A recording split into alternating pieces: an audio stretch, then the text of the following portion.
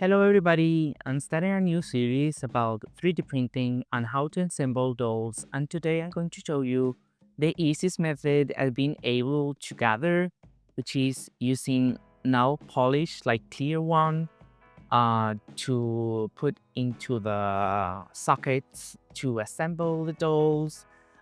Please know that this is not recommended for resin. However, I have not seen any problem whatsoever.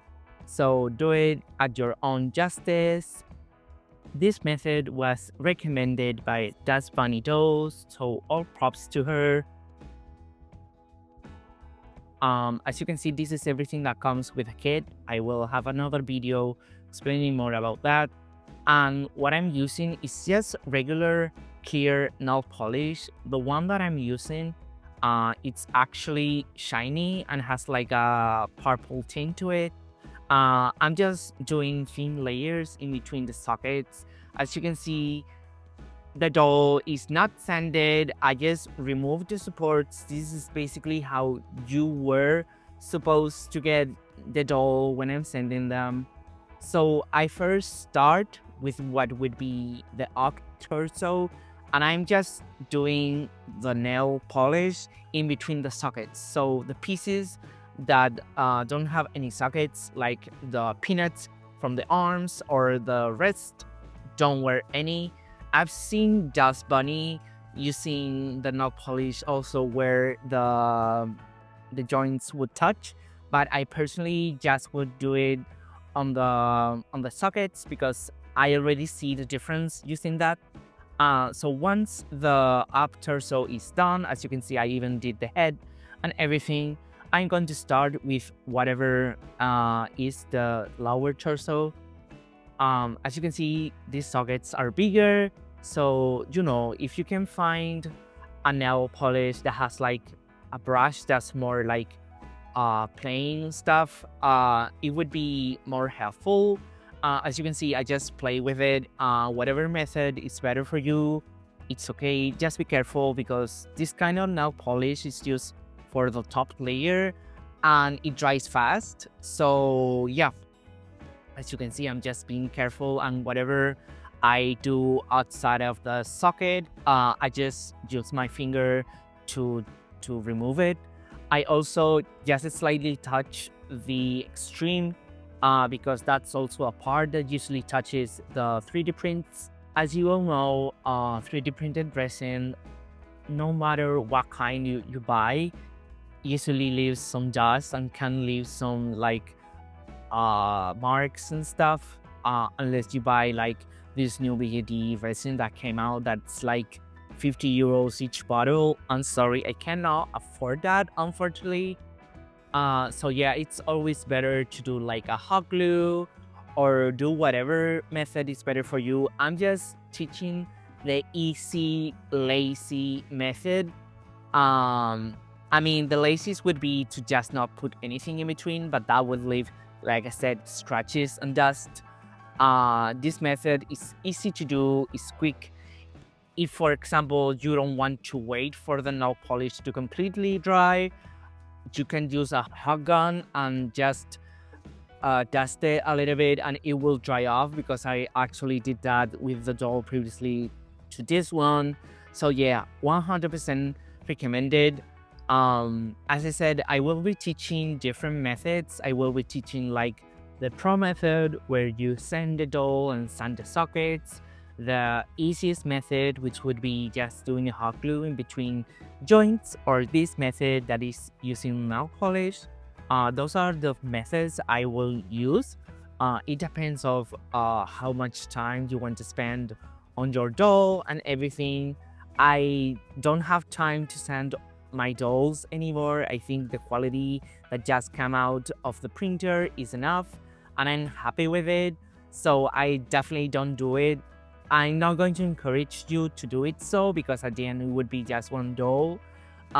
This is just what I typically do, and most of the photos that you see on my dolls basically is from dolls that are not sanded. So as you can see, I already left it to dry like an hour or so, and I'm just putting everything in place. My dolls have like an ILR in some places, so it's easier for you to put them. This is just pretty self-explanatory, but I use some pliers to just do the S hook a little bit smaller on the places that it's going to come into the articulation. I don't know how to explain it, but I don't know. It's pretty self-explanatory. If you see that the hook does not come in, you have to make it a little bit smaller, and that's exactly what I did. So once I have everything on the table in the right place, I just start with my wire. I'm sorry, I don't have like a fancy anything. And now I'm going to start gluing the magnets. I typically include one bigger magnet and one smaller that's just a bit thinner. I use the bigger one for the rest, and I put another one on top, and then I put a small one on top, and I put glue, and I put the hands on. That's the way I do, so there's something in between that doesn't glue a stick, and the magnet can definitely go up. It's a very easy way to glue magnets in. So now I'm doing the same, but for the legs. As you can see, I get something for where the nut is on top, and then I start putting the pieces again. Again, pretty self-explanatory how everything goes. The knees have L and R, and everything. The L is my left, and the R right is my right. It's not the doll's right, so just know that I do it because I typically confuse, and I'm not thinking about what's the left for the doll, what's the right for the doll. It's my left and my right, okay? So yeah, I'm just assembling everything. As you can see, the knot is on top, which is fantastic because we don't want that in the middle of the knee, for example. So yeah, and then I just remove the thing, and I put the wire, and I try for the elastic to be just in the middle. I put the S hook and everything. And yes, you have to, I have to do that in order to put the elastic. As you can see, I was struggling a little bit. Yeah, strunging dolls is not fun or easy. So yeah, I'm just going to glue another pair of hands. Sometimes the middle magnet can be a little bit stuck inside. You just get some pliers, and just remove them. It's really easy. The ones that I'm using are pretty old, so you know, it's kind of hard sometimes.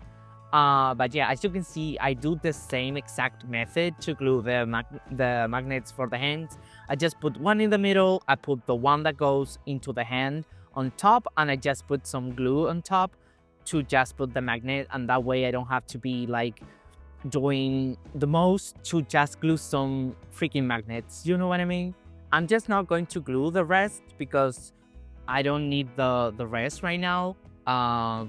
Okay, so now that I finished showing you how I glued the hands, I'm going to show you how I glue the magnets for the heads. So I basically use two of the big magnets that I just finished using for the hands, because it's really important that you start with the hands and then you go with the head.